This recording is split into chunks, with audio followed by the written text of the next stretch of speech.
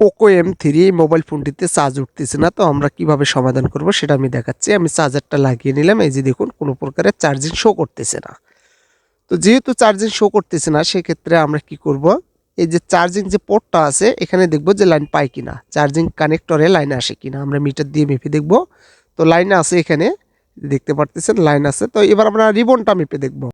তো রিবনটা মাপা লাগবে না, আমি দেখতেছি এটা পুড়ে গেছে এক সাইড। এই যে দেখুন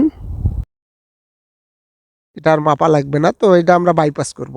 এই যে দেখুন আমার কাছে যেহেতু রিবনটা নেই, এখন আমি লাইনটা বাইপাস করে দেবো। তো আমি কানেক্টরের পাশের লাইনটা একটু ঘষে নেব। এই যে যেখানে লাইনটা আছে প্লাস লাইনটা চার্জিংয়ের, এখান থেকে আমি ঘষে নিলাম। তো নেওয়ার পরে এখানে একটা চিকন তার লাগাবো।